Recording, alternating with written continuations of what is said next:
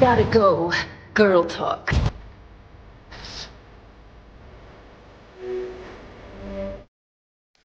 Boom.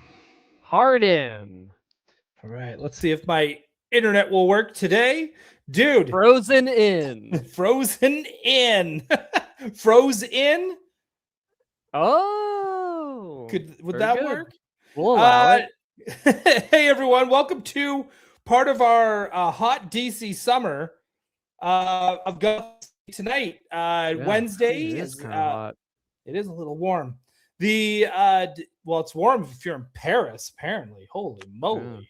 But yeah, we want to talk about Supergirl and all the DC stuff off of Wednesdays. Wednesdays is when X-Men 97 episodes drop, and we're going to be doing those. So Kevin's coming back for those. I guess we should message AJ, see if he wants to come on.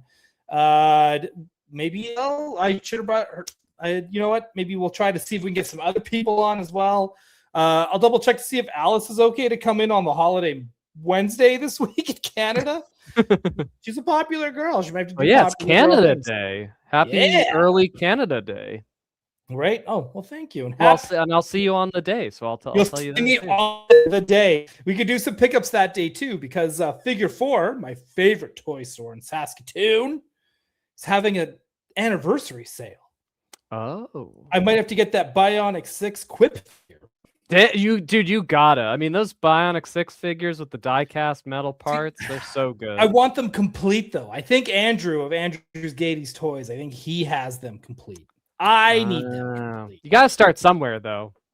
And yeah, for those who don't know, it's IQ1. The figure you thought looked like Quip. It does, though, doesn't it? Like a little bit. A little bit, yeah. It's a little bit vibe. Yeah. I didn't realize the figure has like glasses, and like IQ1 has like a cool visor in the cartoon. Right, and I got to look up the toys to see if maybe he had that as an accessory of something you put. Could be that.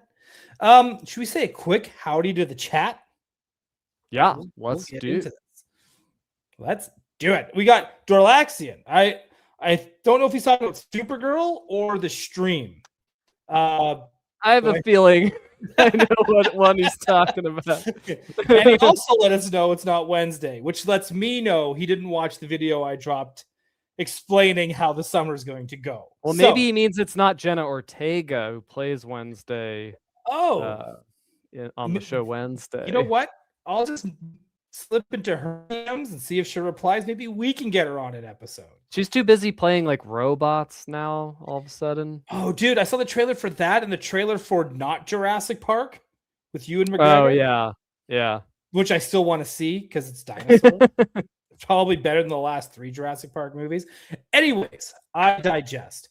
Tech is here. We got Nick Dillinger. Skylar Davis is here. Everybody at ease for Sergeant Cosgrove. I actually enjoyed it. 3.75 inches out of 5 inches. A little Momoa out. I get that. I'm gonna lose some friends tonight. Yeah.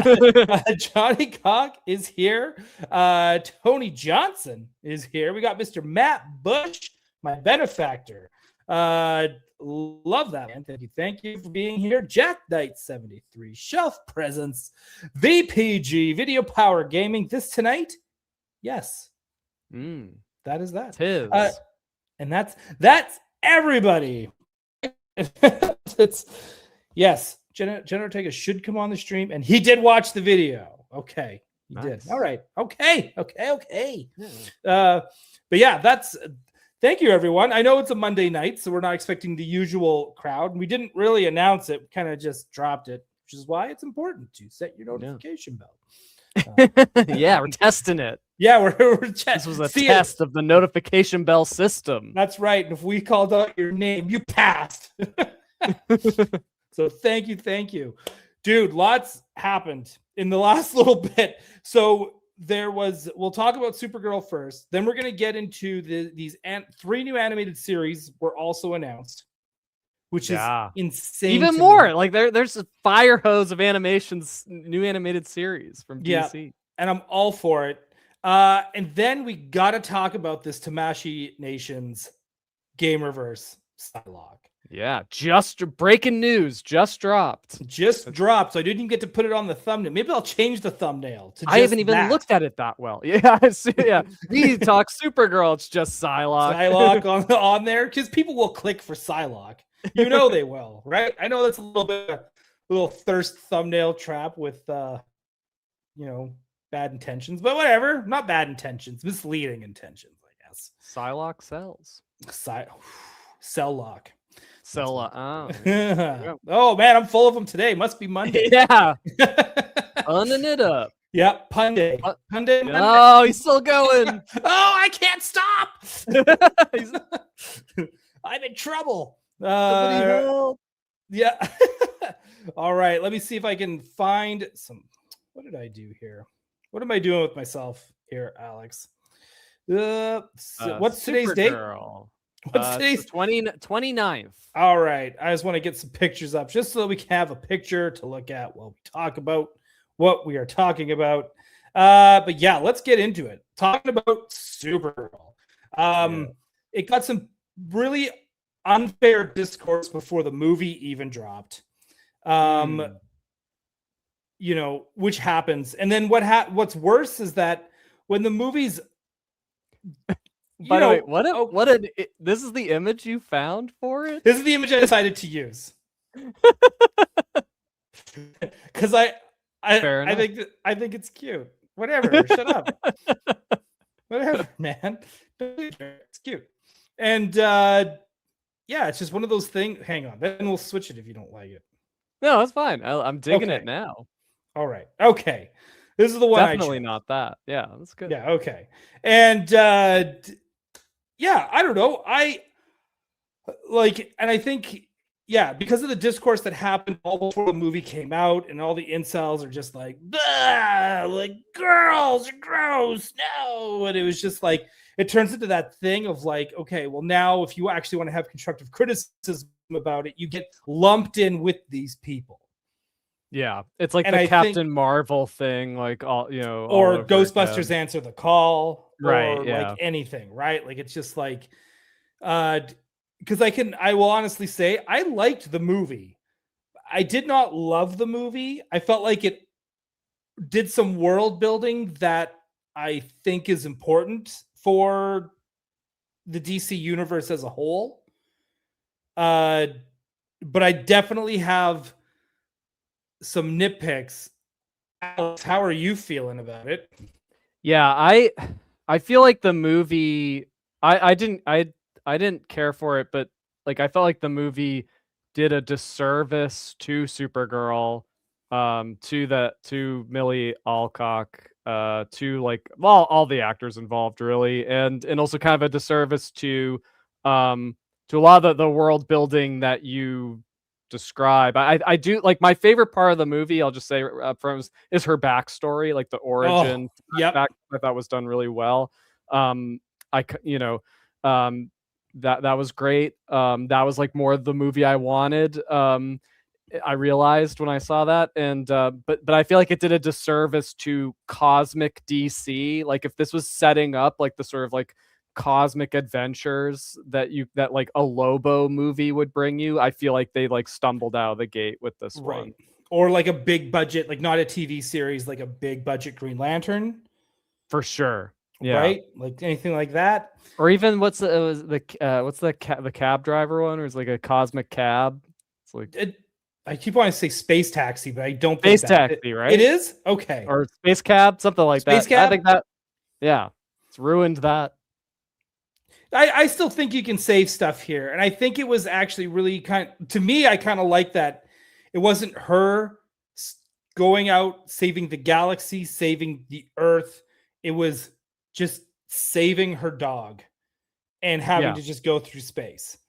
And I think my biggest nitpick for this was, it's the same thing as like when you read a novel and then they make a movie about it and you kind of go, the book is just better. Yeah. And I wish that I read the graphic novel after this. Yeah. I wonder, like, because it's true. Like there are certain, I mean, if we could just should we just like get into it like kind of organically here, or Yeah, like, let's because do like it. one of the like almost like and should we say like spoiler alert? Spoilers. Hang on, let's Yeah. see if I made a banner for that. Let's see if I made a look at that. There you go. Yes. Spoiler alert. Almost right off the bat, I feel like they kind of they stumbled setting up like Ruthie, because in the book it was like much more effective. I felt Mhm. to just have like her father's killed in like a business transaction gone wrong because her family's like very honorable and they've made these like swords for a guy who has absolutely no honor, and he kills her father and steals the swords, and it's like, but what I enjoyed about the setup is that, Ruthie, she has all these brothers, like she's the youngest, girl in a family full of like all these like tough guys, and so right away you kind of understand as probably what her upbringing was like. And they're all talking about like, oh, they're talking a big game, but like she's the only one that goes out to avenge her father. And I feel like that's such a important little like just quick aspect to like understanding who she is and where she's coming Mhm. from. Whereas like this movie does a much more generic, like it's, she has, it's like her mother, her father, and her brother, and they're all killed by psychos. And then she's all alone. Like, I don't know. It's like, to me, that's just like, it wouldn't have taken any more time to do it the way it had set up in the graphic novel. Like, it's not like it would have really warranted extra scenes, and it just would have made it more specific, a little bit more, rather than like just the most generic possible version of like bad guys show up and kill a girl's family and now she's like got to avenge them. Yeah, I I feel like a lot of stuff was rushed because they are trying to tell a pretty big story, and I mean, Supergirl. It's supposed to be Supergirl's movie at the end of the day. Yeah, which Right? maybe it was a mistake to begin with to adapt this book, because like Supergirl is like, she's kind of, I mean, it's like, yeah, it's her story, but like, but I don't know, it's like, it's a two-hander between her and Ruthie, and Mhm. Ruthie's really the one driving the plot. Like, they throw in Crypto, I guess to kind of anchor it to Supergirl, but like, I don't know, if in terms of like the arcs and stuff, the book is definitely, you know, she shares the story weight with Ruthie. Right. And I almost feel like again, I actually think everyone was casted really well, and I really Oh liked yeah. who they all casted and everything. I think Yeah, the Millie's a girl great. playing Ruthie was Oh, awesome. It was she's exactly like the character from the comic. Very she's well. so good. But I Yeah. kind of wish this was Supergirl too. Like, I kind of wish the first one was about her on Krypton, Yeah. or not even on Krypton, and like, oh, you might hear the Oh, train in the train? background. Oh. The More powerful than the locomotive. more could leap tall buildings in a single bound. It's, I kind of wish this was the sequel. And yeah, the Yeah. first one is on like, I it's like that they set up the shrunken city of Kandor. Am I correct? I didn't catch it if they did. I felt it's just the way the dome was, and the little section of the city, and it's like floating in space. But I understand everybody was dying from the kryptonite, but I could totally see Yeah. something where Brainiac picks up this Oh, city. well, interesting. Yeah, because I guess, when they put her in the escape pod and send her off, like we don't know exactly what happened to everyone. Which, by the way, one of the other things I loved so much about this movie was it's a short bit, but like Dave Krumholtz as her father, so Yes. good. Like that scene that he like has with her where he's like he has to convince her to like get in the escape pod, and like, like he's doing the whole scene in Kryptonian. They're both just Yes. speaking gibberish, and yet the like emotion, you track perfectly the emotion of the scene. They're both excellent, and it's like, yeah, that's true actors at work when they can like sell a scene and they're just speaking complete nonsense. Like, Well, Yep. well done, bravo. I love that whole, like I said, I think everything that had to do with Krypton, I absolutely loved. Mhm. Like, I really enjoyed all of that. And that's why it's like, I think I would have rather have watched this movie where middle of the movie or the second act is when she lands on Earth. Yeah.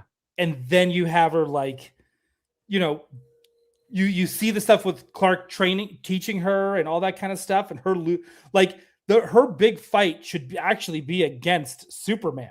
Yes, dude. Like, yeah. I mean, and I know that we get that so often of like same versus same in every freaking superhero origin movie. Ant-Man's got to fight a guy who shrinks. Iron Man's got to fight a guy in a suit. It's just like. but I think part of this movie is like Supergirl holding her own. The part of the marching orders of this movie is like, how is Supergirl different from Superman? How is she? I mean, I guess She-Hulk kind of did this in their first episode, but like the point being, like it makes sense for them to kind of come into conflict because she's trying to show herself apart from her cousin. Right. I mean, I agree. I really wanted. I felt like seeing those flashbacks and stuff. It's like I kind of wanted this linearly. Like I feel like it was important because we don't know this Supergirl really at all. So it's her movie. So I feel like it was important to kind of introduce us to her in her whole backstory and like get to know where she's coming from first before we like why withhold that as some kind of a twist of like why she's like kind of a mess at the not and just kind of a vague mess at the beginning. She's not like a train wreck or anything. She's just kind of like it's just kind of adrift in the galaxy. And I think it would have been much better if we'd seen much earlier on like the proper origin and and yeah, like you say, like I liked all the stuff with her and Clark. I thought that dynamic worked really well. Yep. And they got great chemistry together for sure. Oh yeah. I'm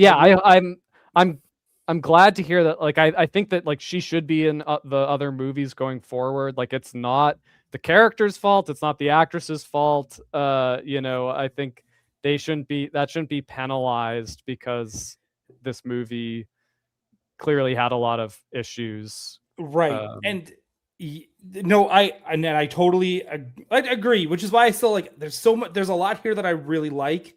So it's hard for me to like just say like I don't like this movie because there's a lot going on there. And then I think the other big thing too is that I totally missed what I was going to say, but it was going to be just about like this is what I was going to say too. This is the when she gets into the costume, because another big like trope I hate in any origin story is when they get into the costume at the very end. I know. But I actually got so involved with what like her action scenes when she was fighting, or even when she was just getting her ass kicked, that I kind of forgot about the costume. Yeah. And she's wearing like a trench coat. It kind of feels like a cape. Like you're just more not thinking about it. Like I didn't even realize like, oh, she hasn't worn the costume until this moment. Right. So that's how I kind of felt too. But I usually hate that trope of like. But I think the counterpoint to that is like, but when she put on the costume, it looked so good. Those suddenly the movie had a little bit of specificity because they're like, okay, well, I'm watching a superhero movie. This is a Superman, a super person movie. Finally, and it's like, and it's no big deal. So why not just have her wearing it? Like in the comic, she's wearing it the whole time. Like it's just. She's out in space. That's what she wears, and if anything, the comic does this fun thing, right, where she wears it like rather than keep a low profile, like she invites anyone who wants to like mess with her, like because it's like whatever, like it's training, it's practice. It's like I don't have to fear like the people out here. Like it shows that she's tough, and it's a way of like kind of communicating that she knows the galaxy a little bit better than her like clueless young or her naive young partner, right? Like right. And the shield is a symbol too that's universally recognized. Yeah. Right. So it's there, like especially at that point within the DC universe. So there's always that. And it kind of invites that fight with Lobo, of course, even though they don't Yeah. really get into it. Yeah, no, they barely have any screen time together. Like, No, and it's and when usually they do, it's literally the exact same exchange. Where they're yeah. like, hey, Ditz, like you're the Ditz, like like He he fair was enough. good though. Like, I think I know Momoa is just being Momoa, but it just works for Lobo. yeah, I think yeah. I mean, again, I feel like Lobo was just done a disservice because, like, yeah, Jason Momoa clearly loves the characters, clearly thought about it. Mm-hmm. But it felt like they didn't write anything for him to do or say. Like, he doesn't even have like a memorable character introduction. He's just kind of like he's always He's just kind kind of of like like Wolverine there. at the bar. Yeah, but it's like, I mean, I think this movie, they should have, how many, Sergio Leone westerns or Quentin Tarantino movies where like they just know how to introduce a character like that makes you like sit up and like you'd have to like recognize the character and recognize Jason Momoa to like be Mhm. excited when he's there. And yeah, when he is there, it kind of feels like Jason Momoa just like showed up and they're like, okay, just be Lobo in this scene. We don't have any like lines for you really, but like the character, just like do that. Like Just it did make me want him to have his own movie that was rated R. absolutely, absolutely. I again, I feel like it's like a little bit of a stumbling out of the gate because it's like, why is Lobo even in this movie? Like, just give him his own thing. Like, Just give even him his when own thing. yeah, and Yep. even like the bar where they introduce him, it's like this isn't like a Lobo style bar. Like, it's like they're like people are sitting quietly at the tables enjoying like jazz music. It's Yeah. like this is the bar Lobo's in. Like, no, Supergirl should show up to like a proper like Simon Bisley Lobo bar. Like, and it's Yes. like tough and like a hot wretched Like hive of scum and villainy. Like before Supergirl even walks in the door, somebody should be getting thrown out the door. yeah, at least Right? yeah. Like Couple people by a guy with like 8 arms. Like, who knows? Like, right? Like it should look like rough and dirty and gross. Like you don't want to be there. And that like they tried doing that a little bit, but I think you're right. The jazz, this smooth jazz singer. yeah, of like Earth standards. You're like, what? Like, so your brain is already doing the mental calculation of like, okay, so wait, like there's like Earth music is popular like on other planets, but like there's so like how familiar is Earth with the rest of the galaxy and vice versa? Like, what's it's just Yeah, and it was like because all like when you but it's funny too because like now that you say that like that because you have all these like just bad dudes who are there to do child trafficking, like, and they're all sitting there quietly listening to the jazz. Like it's right. just, Yeah, it it's does. just too bizarre. It's like, I mean, I get, like James Gunn can make stuff like that work, like, because but when you just throw it into the middle of a movie where you don't even really have your bearings yet, it just like it Yeah, doesn't work. and they should have had like Megadeth playing. Like if they're gonna do Yeah, something, like they should have just again. This I or think this is or why Max Rebo's band. or Max Rebo's band, but it would just be like just to have some like really like heavy metal or death metal playing. Like who's the death metal band with the Japanese Lolita girls? Oh, I don't. Anyone remember? I'm blanking on it. Same here. Um, But you know what? That's who they should get. That's yeah, I mean that'd be cool, like something different, like, but yeah. So and I mean like any of the cartoon baby metal. That's it. Yeah. Thank you, Johnny.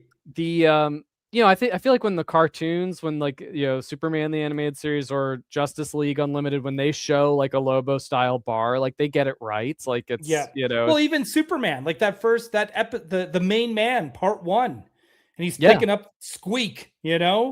Oh, for Like, sure. Like Lobo didn't seem that tough in this. Like he's just like he's kind of getting his ass kicked the whole time, right, until he and doesn't, and then it he doesn't really even make sense because like all we've seen is you get like your ass kicked. Why are you like? Why do there we think you wasn't can enough like handle space yourself swearing. now? Like What's that? there wasn't enough space swearing.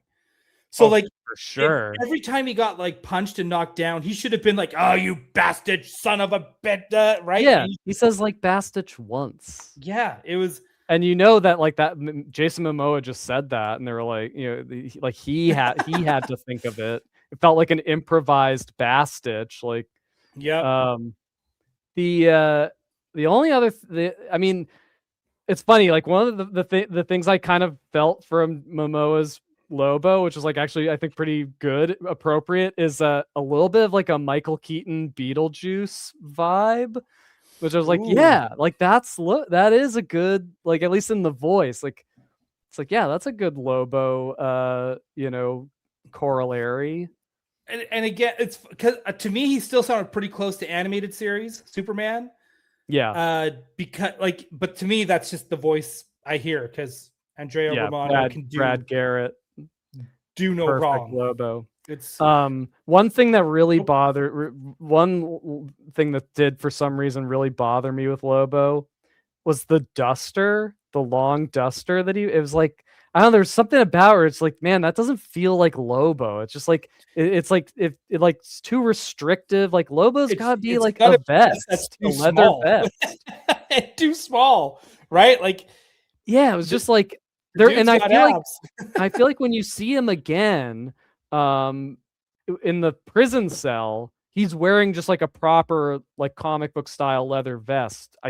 I'm pretty sure, and Mhm. it just looks so much better. Like his when he shows up in the prison cell, I wonder if that's like something that one of the things they like reshot and like because they're like we need more Lobo in this thing, Oh. because it like he looked different. He looked a little bit better. Like it looked like a little improved hair and costume and Well, even just an attitude felt a little more Lobo, where he's like, yeah, "Hey, you're gonna let me out, right? Because I'm your friend." it's true. It almost felt like Momoa had seen like some of the dailies and was like, no, I got Lobo now. Like let me do let me do it again. Yeah, I got this. I got this. Yeah. Hyperquadrix brings up a pretty interesting point here too that I want to bring up. Do we even deserve a real? Do we not even deserve a real dog? Just watch the documentary on Wishbone, and having a real dog might have made me care more. There are spots in this movie. I understand that the dog does fly, but there's parts where the dog is not flying, where I feel like it's still floating because it's just I a think CG it's dog. I think it has I think it's either like a PETA thing or it's just like, it takes too long working with But like to groom on a dog like this. But granted, the dog's not in the whole. yeah, Right? I mean, It's expensive. It's expensive, but also I feel like you'll never see a real animal in a movie again. Like not like no movie, like you go to any movie that none of the animals are real. Like even if there's no fanciful element otherwise. And I do wonder if it's just if it's like regulation stuff in Hollywood. Yeah, it could be. It easily could be. I just want Tony Johnson. My headcanon is Hal Jordan infected the Green Lantern Corps and the galaxy with that style of music. Yeah. Yeah, no, sure. Like maybe we don't know like this, obviously, she mentions Metropolis to Lobo and he knows exactly what she's talking about. So like, yeah, so there's a little bit more, but the point is like you have to guess at that. You have to figure that out while you should be paying attention to like other more important parts of the story. It's like I feel like that's world building gone like Star Wars obviously is like the wrote the book on world building where you see something and you just don't question it. It's like a delicate art to like you should be not thinking about the stuff in the background that is just supposed to add like color. Right. But we still know who Max Rebo is and we care. Yeah, right. Yeah. Yeah. What did you think of the villain? Hated it. Hated him. Hated it. The villains to me were the worst part. And I do feel like if there was any actor, like I just feel like that actor, it just seemed like he didn't know like what he was even supposed to do. Like he didn't want to play like the stereotypical villain like as written, so he tried to make him like more funny, unexpected, as like a subversive thing. But it was, to me the villains felt like rejects from like Mad Max. Yep. And he specifically, he being their this is Krem of the Yellow Hills or whatever, like he feels like the like second in command from Road Warrior, the guy with like the mohawk and stuff, like a lesser kind of sillier right hand man to the main scary guy. That's what he felt like to me. Like the guy you are waiting for him to get his comeuppance the whole movie, but he's not really like the main threat. He's not the brains. He's maybe not even like the star scream of the gang. It's like, that's what he felt like to me. So it just felt like a completely just boring, uninteresting bad guy. Yeah, it was one of those, like, you knew from the moment, like, I'm trying to like, you kind of know kind of instantly, like, he's not making it out alive this movie. Yeah, right. Like, yeah. I mean, in the comics, it's kind of that too. I mean, the comic, it's even more so because you're in the comics that the bad guys, the what are they called? The brigands. The brigands, yeah. They're way more effective because you rarely see them. The comic is Supergirl and Ruthie showing up at a planet that they've just been to where they have murdered everyone. And you're realizing just how horrible and ruthless, and that these guys are a true scourge on the galaxy, and they are just death incarnate. And so, and obviously it's like, well, a movie where you don't see the villain until like towards the end. It's like, you'd have to have like other conflicts that they encounter in this very dangerous sort of Wild West galaxy. Right. Which they kind of started to do when they had the tech pirates show up. See, I was so confused. It's like, who's who? Like, aren't those the brigands? Like, the tech pirates. Right. Yeah, exactly. Like, but I don't know. It's like, yeah, I think that the movie would have probably been more effective again if it borrowed a page from the comic, and you never really, you just understand that the bad guys are bad through seeing the aftermath of their actions.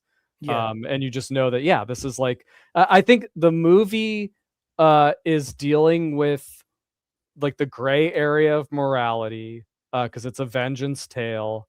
And I feel like there are many movies that do great examples of navigating that kind of world, and they're called Westerns. And there are so many Westerns that do an excellent job at this, whether it's, True Grit, which is, what this is obviously based on. Unforgiven, Tombstone. Yeah, the Unforgiven, absolutely. Like that is like 100%. Lonesome Dove, Once Upon a Time in the West. Like, yeah, Rio Bravo deals with that a little bit as well. Oh, it's almost all of them. All of them. Yeah, we're just listing our favorite Westerns now. Yeah, and it is because like the West is like this place where like it is the edge of civilization, where like the rules are not there. They're there in the sketchiest form. And so this is sort of a place where like human beings have to kind of decide their own, sort of frontier justice, vigilante justice, like, and so this is the world that Supergirl finds herself in. And when you have, Clark Kent, who is very much civilization justice, Superman, it is very important for him to never deem himself judge, jury, and executioner. But Supergirl is finding herself in a situation where she does have to make that call because there isn't law. She is the only law around. We know that these guys are guilty of truly heinous acts that, anyone would, any jury would find them guilty and condemn them. Right. So, so that part of it is interesting, and it's unexplored. But my favorite part, I actually do like the ending of this movie, because even though Supergirl, again, big spoiler alerts, she does kill Krem, as we've all been, like any revenge movie, it's like it's just a guy who's so bad, you're like, well, yeah, he should like get killed at the end, even though it's our hero is going to have to do it. she does save, Supergirl, she proves that she is a super, person, and that she saves Ruthie from ruining her life by seeking this revenge. Yeah. So, so that was cool to see that because she tells Ruthie, like the best revenge you can get on this guy is to live and to not let this ruin your life and take, because there will be no end to it. You will not find the closure, the satisfaction that you think you're going to get out of this.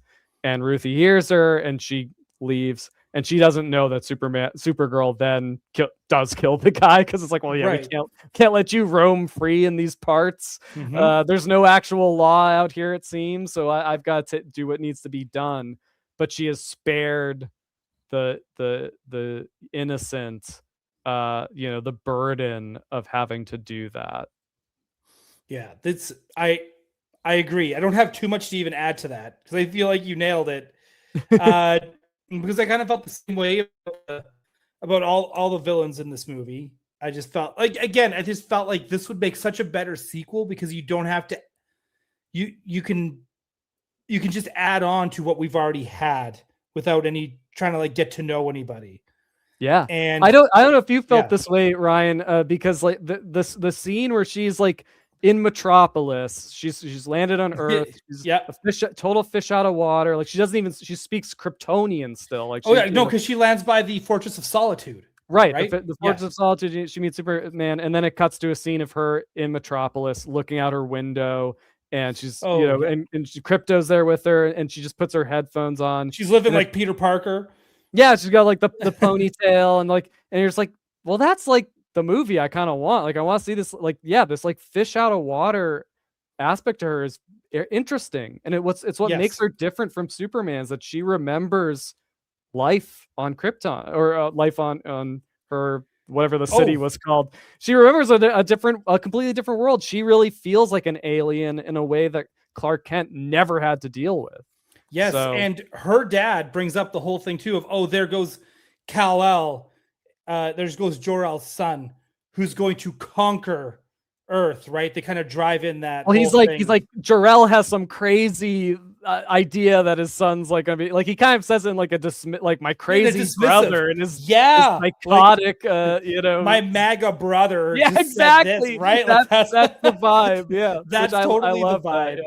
And it was like, and so when he built, like, he takes the plans, he makes it bigger so that she can fit in it. Yeah. And she, he doesn't get, she doesn't get that speech of like, hey, we survived through you, so please do this.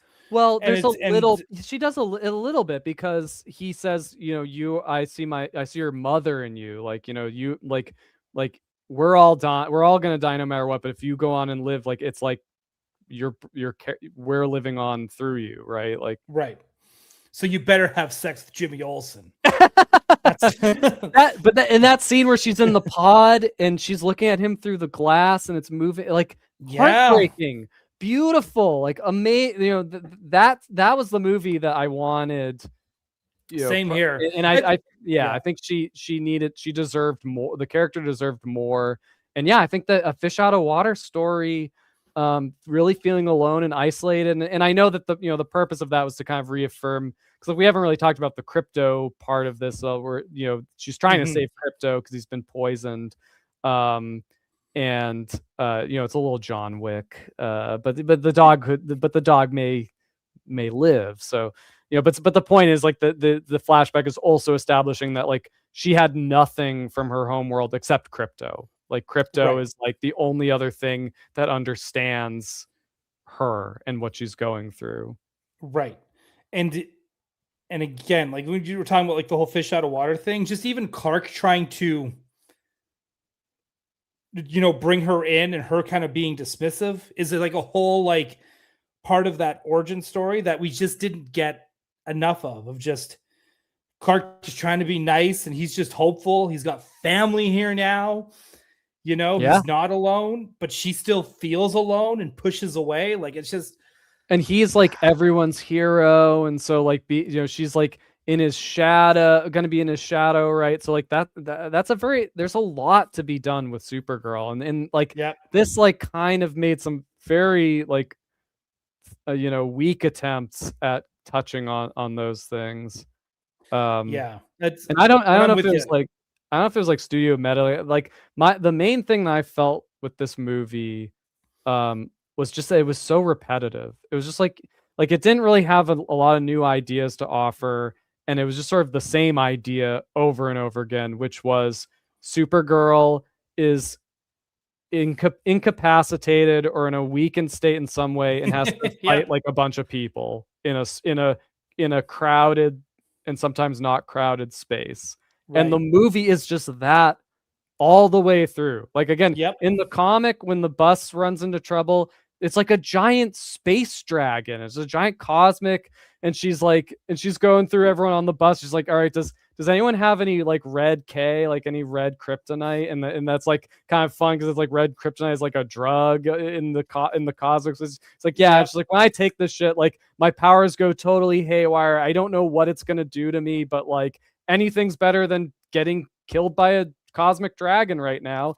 And Yeah. then she like takes it and she has like some insane power thing. And but the point is, it's like you have this cosmic firebird instead. In the movie, it's just constantly a group of kind of like people who look like background characters from Guardians of the Into the Galaxy show galaxy. up, and Yes. she has to Yes. like Yeah. fight him with like an arm time binder back, whether she's like half poisoned or isn't close enough to a yellow sun or has like been shot up with kryptonite arrows. It's like she's Yep. like her powers are dialed down just a little, just enough that it's like a little hard, but then some Deus Ex Machina thing gives her powers back, whether it's like, oh, the sun The sun's rose. rising Which, in the by the way, west. they do that twice. Two Twice. times. The sun happens to rise just in time for her to get her powers back. Or the most unforgivable version is like Lobo just like randomly appearing and saving her life. Like when Yep.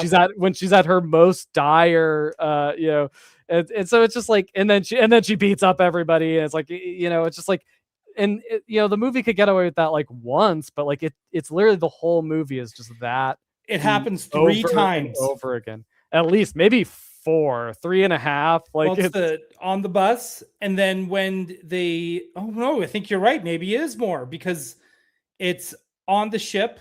It happens in the bar, and it Yeah. happens at the end, the final Well, no, battle. because it happens on the bus, it happens in the bar, it happens when she gets poisoned and ambushed, and they have that Yep. big ridiculous fight scene with the guys coming down from the Yeah. rope. And then it happens. Well, then she's poisoned by the planet they bring her to.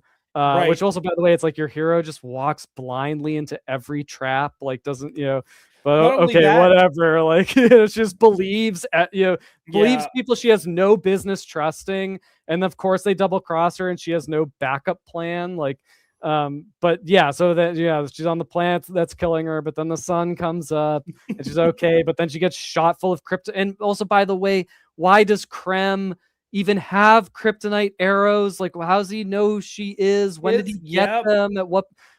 And also, like, the whole thing that kicks it off is like him deciding to steal her ship, which is completely random. It's like, again, like it was better in the comic because she was on a planet that had not made like first contact yet or didn't have like space travel. There were no one was getting off world, so like this like random hood just kind of like runs onto her ship and takes off into space, and it's like, okay, well now we have to follow this guy on a cosmic adventure. But in this, he just randomly steals her ship in a field full of ships. It's just like,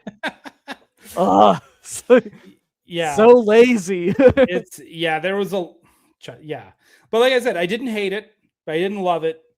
Will I watch it again? There's stuff to like about it, yeah, for sure. Yeah, will I watch it again in streaming? Probably. I might even get the if depending on what's on there for special features, might get it on physical, depending on what's there for special features. But I mean, let's see where this goes, because again, I would love to get another Supergirl movie, but just make it about her. And I think my only concern with this moving forward is that they chose such a big story to tell with Kara, like right out of the gate. Yeah. That now it has me concerned about the Bat Family movie, that we're just going to have too many people that they're going to expect everyone to know, because I will guarantee you a majority of the Muggles don't understand that Nightwing was Robin. Right. Right? And how many people still believe that Robin was dead? And who are these other two Robins? And who's this guy with the red mask? This movie moved too fast for sure. Yeah. And I think as much as I want them to have a Bat Family movie, I think everything needs to just take a deep breath, slow down, let us chew our food, and then just let this stuff grow naturally. Yeah. Right. Because this is kind of like a little bit of a red flag, because what James Gunn said to us is like, we're not gonna do the usual thing of like we need to make a movie to make a movie because this is gonna set up. It's like, no, like we're gonna wait till we have a good script, till we're gonna only make good movies that we believe in. It's like, well, this thing wasn't that. It certainly didn't feel like that.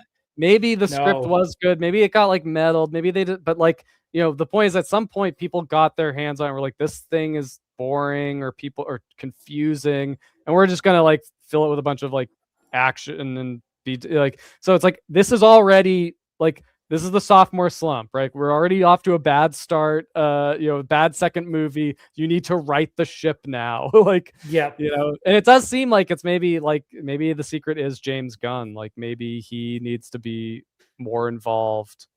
Yeah, maybe. Johnny Dome, thank you for joining us. She is in Man of Tomorrow, which I think that's good. It was confirmed. Good. And the writer is doing Wonder Woman.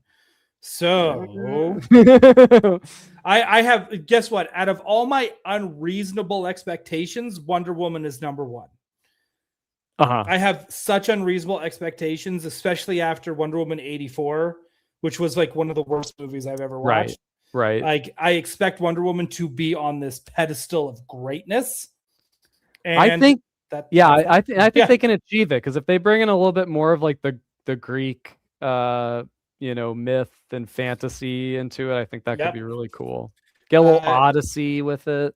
Yeah, Johnny with some inside scoops here. Overall, the script might have been good before the screenings. For sure. This feels like it was heavily like a lot of the things I'm complaining about were probably things that they like that they changed due to like the reaction. But that being said, usually like that, you know, if audiences are telling you there's a problem, like there really was a problem, but they just didn't find a good solution for it.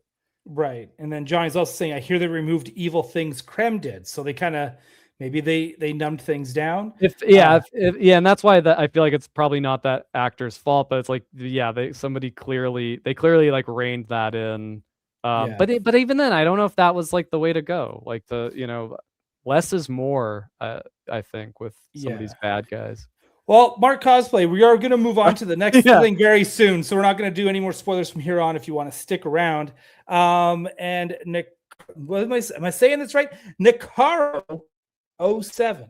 I like the movie. Is it the best movie? No. In fact, it is better than a lot of Marvel and even DC released recently. The movie did its job, clearly define and separate Kara from Kal-El. That's true. That's fair. Yep, that's fair. I would like I said, I actually like the ending. I do think I mean, I don't know. I mean, like I'd take a Supergirl prequel. Like I'd like to whatever her first days on Metropolis were like however when she first became Supergirl. Like I still think that movie, that story can be told. Yeah, like when did she decide to put on the cape and shield? Yeah. Right? Like good. That's very that's good. Should we move on to the next thing? Let's I don't know if I have too much more to say before I'm even more mean to this thing. Yeah, like let's calm down here just a second. Rip. Oh, we can hang on. We'll hold off on this. This will be last. Give me 1 second. I did update this. We want to get into some of the animation news that was dropped on the weekend. DC Studios is doing an absolute Batman series. That's awesome. Which is, I hope, there's a part of me that hopes that they do something simple and cartoony, but at the same time, I really want them to make it look like Daniel Warren's artwork. Oh, because it's Nick Dragata does the artwork in the main series. Right, but Daniel Warren does like a lot of the covers. Oh, I see. Yeah, and stuff. So it's like I was like, either way, there's a lot of amazing artists they could base this off of. In fact, they could take from all of them. It has some of the coolest character designs, and yeah, I can't wait to see that in animation. Yeah, did you see the absolute Harley Quinn design? Yeah. With the shaved head. Yeah. Spoiler alert: Kyle from Mattel said that was the most underwhelming design of absolute Batman yet. A little bit. Well, like I mean, when you compare it to like the Joker and Poison Ivy, Yep. Scarecrow, a Two-Face, Penguin, like there's some, there's some truly, I mean, Bane, like they're truly awesome. Black Mask, Catwoman, there's some Killer Croc. They just crack their knuckles on these character designs, or like wha-bam, wha-bam, wha-bam, like the Robins. I mean, that could be its own show. Like, watch, it will be, But it's like, it would be cool to see kind of the a little bit of a Batman the Animated Series version of that, where it's like, well, what is the version of these like streamlined for animation? Like, I think could be cool. Because I was thinking I would like for it to be like Batman Animated Series in the fact that it's episodic, like Villain of the Week. Yeah. Because again, Cape Crusader, it's got continuity. Like even if it's a Villain of the Week story, there's continuity there. It's hard to say because I think like one of the way Scott Snyder tells his stories, there's a lot that's so important. But then again, it's like, is the first book, The Zoo, like, is that really a two-parter? Like, in terms of we condense it into episodes, it's like, is that more of like a two-parter, and like that's how you do it? It's like each thing is like I'm not sure. And do you or do you do volume 1 as a season, right? Like, do you do The Zoo as one season? Because that would have to be, you'd have to, because like you couldn't just do it as like each issue of the comic as an episode, because I don't think there's enough there. Right. But I don't know. It's definitely exciting, because it is, like it's just been it's cool to see this thing just get so like embraced and everyone kind of noticing that and being like, hey, let's just do an animated series. Let's just ride this wave. Well, it's the perfect thing, because it's like the one thing that in this day and age, like everyone hates about Batman is that he's rich, and so it's like the whole premise of this is like, what if he wasn't? Like, you're always trying to square that circle of like, well, money is like the root of all evil, but this guy like that can't do what he does without it. Like, what if that we found a way to not have that be the case? Right. And then it's suddenly it's like this burden that is just like it unburdens the character, and like you can do all way more interesting things, and it just like it shakes it up, and it's cool. Yeah. Who do you want to see do the voice for Absolute Batman? Do you have an idea of like? Well, kind of, because like reading the comic, it's like I can't help but like just think of it as like the Robert Pattinson Batman, because like he looks, Bruce Wayne, he's got the Pattinson vibe, he's younger, he's moody, he's emo, like so I think somebody with that kind of a sort of the Robert Pattinson voice, I mean, it would be insane. It would be so awesome if they got Robert Pattinson to do it, but maybe somebody with that sort of quality, I think it would be cool. I think it certainly should be different from how we usually have gotten Agreed. animated Batmans. Obviously, like no one will ever touch Kevin Conroy, but like everyone kind of tries to like, be kind of like everything is like this or very dark or mature. I know no one's watching this show but me. But if they got Nate, the actor who plays Nate in Euphoria, I think that's who I would choose. Oh wow, awesome. That's who I would. He is my choice. Before we go on to the next thing, Mark Cosplay's asking, you guys think Batgirl movie that was canceled would have been worse than this Supergirl movie? Who knows? Yeah. Who knows? I've got no say in that. Just even but like the behind the scenes and stuff is like they're doing some like crazy stunts. Like I was at least like in the behind the scenes, I was at least seeing stuff I haven't seen in a movie. Whereas Supergirl is just all stuff you've seen in other movies. It had nothing new to bring to the table. Right. But yeah, I'm always hoping that Batgirl will somehow just show up somewhere. Yeah. Joker, Laugh Riot. This was announced. I have no idea what to expect out of this. I don't know if it's going to be a musical. Did you read the synopsis? I didn't realize the synopsis was out. Yeah, it's pretty interesting. It's so the premise is that Batman is murdered, and the Joker, who is incomplete without Batman, as we know, like sets out to like solve his murder and bring his killer to justice. Amazing. Okay. Yeah. I am down with that. And the other one, of course, Crypto. This looks like it's for a way younger audience just by the pencil drawings, like the pencil line drawings of Metropolis in the background. Kind of zany letters. Zany letters. You know what? I am so stoked for DC just being like, let's release a dozen cartoons. Yeah. It's like the good old days. It's like the Cartoon Network days are back.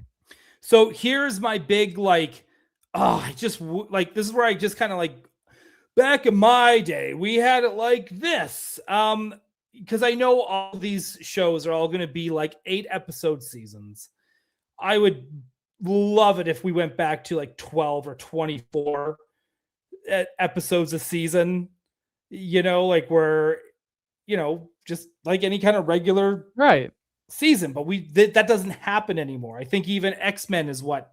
I know episodes? I looked, they released and I was like, oh man, it's going to be over before you know it. Like, yeah. Right. And I kind of like, and then of course, like depending on where these are going to drop, they can end up dropping all the episodes down at once, which means it's going to take 2-3 years between seasons if it keeps going. Where I feel like if you do a longer season and you drop it weekly, you just keep everybody working. And then when you have that season break, everybody keeps working. It's not like school. It's not like you're a teacher and you have that break off between seasons. They just kind of keep going to accumulate more episodes and get ahead for the next season. So, that's kind of what I hope. Because, look how long it took to get season 2 of X-Men 97, right? Yeah. 2 years. Yeah. So, I don't know. We'll see. And I know everything is based on, how good did the first season do? Well, I guess we can greenlight season 2. And it takes, so long to make after anything.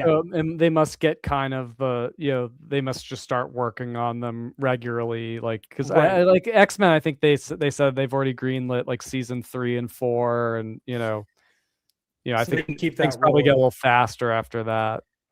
Right. Cape Crusader 2 years as well. Also, shout out, we got a lot of people coming over from Blurred Alert. Here. They were doing. We try not to overlap with those. I know. I know. Sorry for stepping on their toes here, but yeah, I mean they did a great podcast on sports movies that we grew up with. Yeah, got it. But yeah, check them out. If you've been watching this tonight, when you're done watching us, please watch them on the replay as well. RK Broke is here. Are they dropping more X-Men episodes on Wednesday? Yes, and that's the first 2. Yeah, the first 2, which is what we're going to be reviewing and talking about mostly on Wednesday, which is why we're doing this tonight. And then what I feel like breaking news of today. In fact, it dropped an hour before we went on the air, and I really want to talk about this. This is probably going to be the most important action figure of our lives. I love the anime style face on this. I love the hair. I love the thighs. the side blade effects. All of this. I am so stoked. We got a teaser about it, what, a week ago? They put out a teaser. Yep. But now here we go. I guess it's this also goes on for pre-order July 1st. This is going to be a bloodbath. Yeah, I think so. Cause like, it feels like, cause like Cyclops was kind of like that. Cause like, I remember it was like, and because then people were a little on the fence with like Spider-Man and Wolverine, and they were a little easier to get. I mean, they all were in the end, but yeah, this one is probably gonna crash some sites. This one's gonna nice. That's a great way to put it. So props to anyone who's able to get this on Wednesday early and be one of the first people to get it, because I'm pretty sure that's what everyone wants, to be the first to get it. If I don't get it, I will hopefully just wait, because Tamashii Nations is not like McFarlane. They will, if there's more to sell, they will put out more. I mean, they did that with Cyclops. Yeah, they've done that with other ones too. So I know I was like, I didn't get, like, I need to get Wolverine now, but looks good. I don't need to get Wolverine. I just need this. This is it. In fact, I'm just gonna take all my toys out and I'm just gonna display this. This is it. All right, tonight is my critical of things episode night. Wow. Because do you hate women now, Alex? Is that I guess. What I'm getting from this? I guess that's what the moral is. No. It's just that, like, I really, when it comes to this stuff, like, I really want the sprite. I want the figure to look like the game sprite, you know? Right. And this, obviously, they're doing all the poses, like, and she hits the poses right. And that obviously is the sprite idle pose. But, you know, like, part of it is like a little bit the anime face, which I think it's nice. Like, I've always kind of wanted like anime X-Men, and that's sort of why I'm getting these. Like, you know, I've got the Cyclops, and I'm going to get the Wolverine if I can.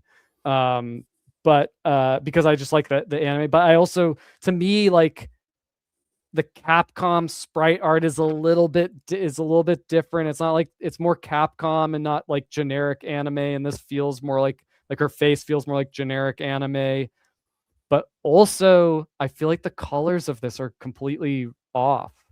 Really? You know? Yeah, because like in the game, the sprite art is like, it's this like bright ultramarine kind of violet blue with some like light blue highlights, and like a magenta pink belt, and like bright purple hair, and like, you know, very tan skin. Like, I just feel like when you see the game, like those colors just like pop, and they're so iconic.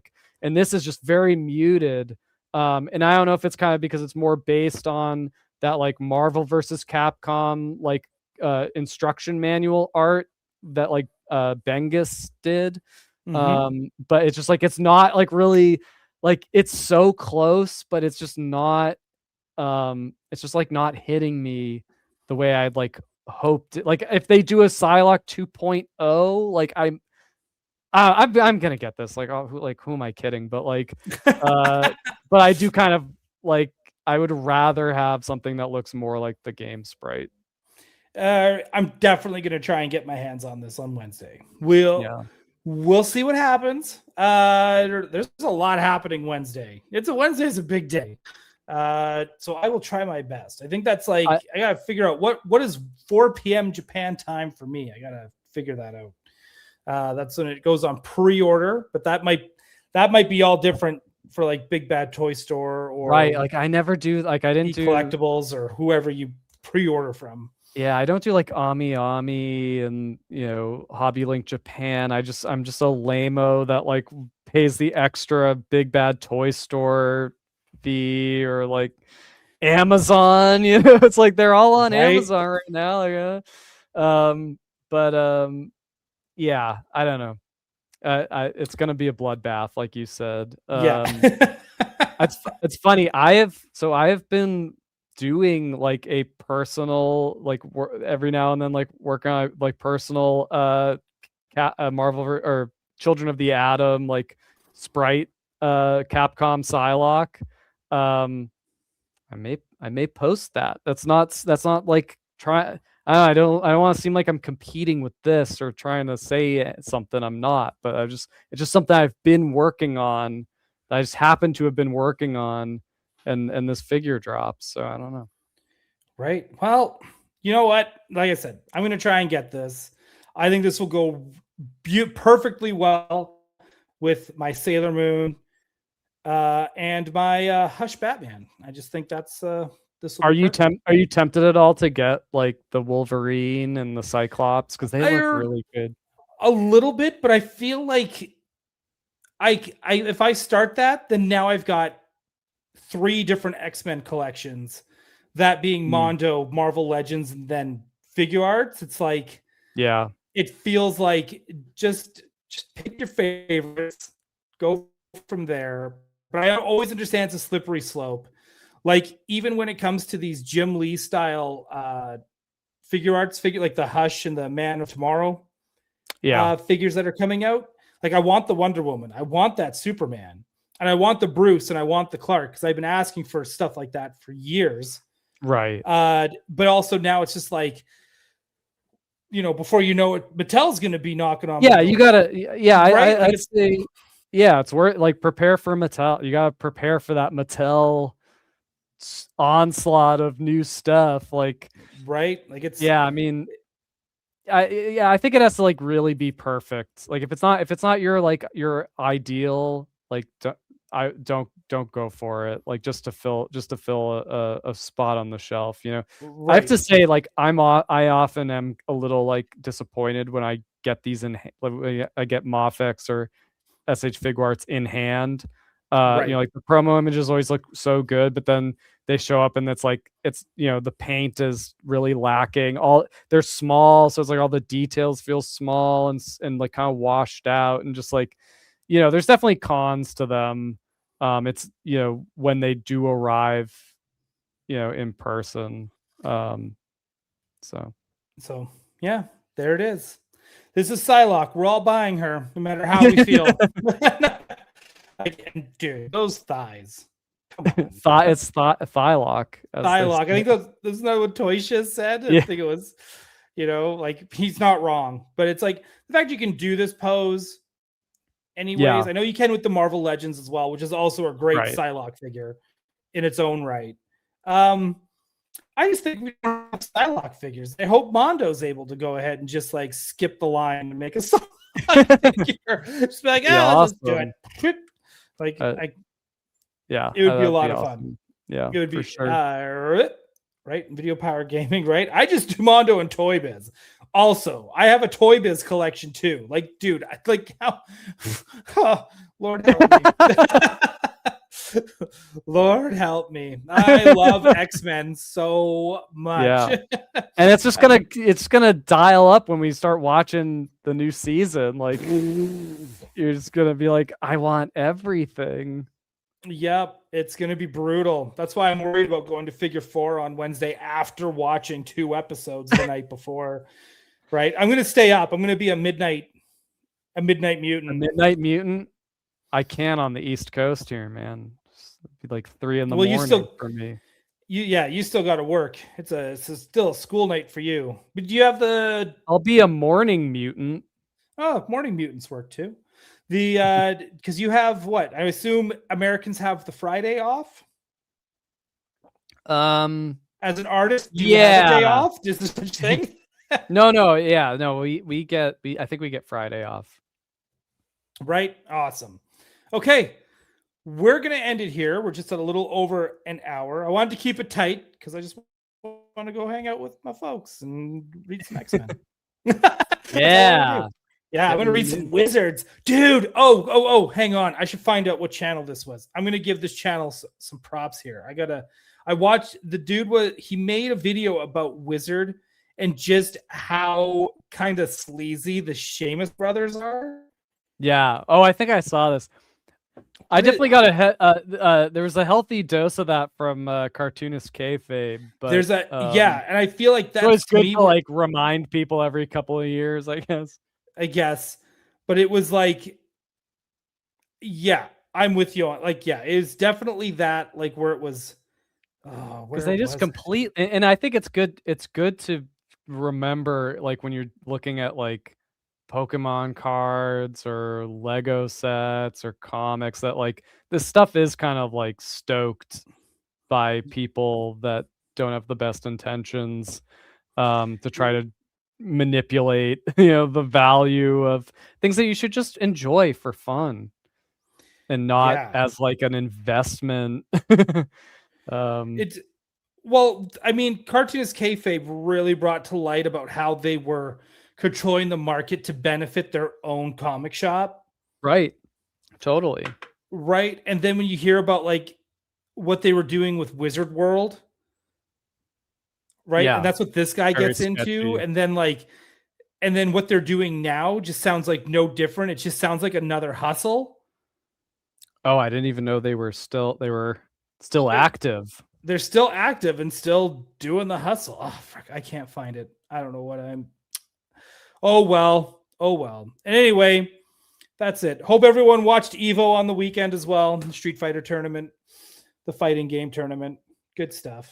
I love it. Dude, it's Supergirl. They had the trailer for the Street Fighter movie.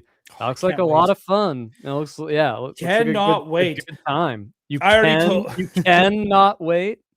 I can not wait. I already told Alice that she's coming with me. Regardless. I'm just like, you're coming with me to this. She's already been feeding that beast. When she went to Taiwan, she went to the Capcom store, which has different stuff than Japan. And she got me like this nice bag tag bracelet, like a bag tag bracelet that I have on my backpack. That is all the neon lights from Chun-Li's background. Oh, cool. Yeah.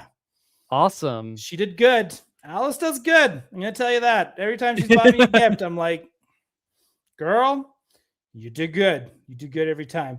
Quip, please watch us on the replay. I'm going to try and buy your figure on Wednesday. Quip, I'm going to try and buy your Bionic Sticks figure. Oh, yeah. I can't wait. Rindle Fan Club is here as well. Thank you. Right? Supergirl was fun. There you go. You heard it straight from Quip. And Quip, when you rewatch this episode, you'll know I wholeheartedly agree. Yeah, right. There.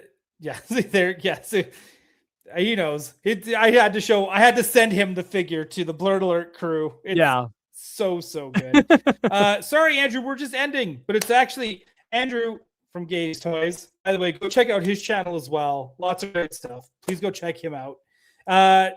Please watch us on the replay, Andrew, just because I feel like we talk about some things you might be interested in. So please. Yeah. We should see if he wants to come on for an X-Men episode review. Yeah, definitely. I feel like we're like long overdue to have Andrew on. Yeah, I'm gonna try and get AJ back, Stefania back. Gonna try and get her back as well. Nice.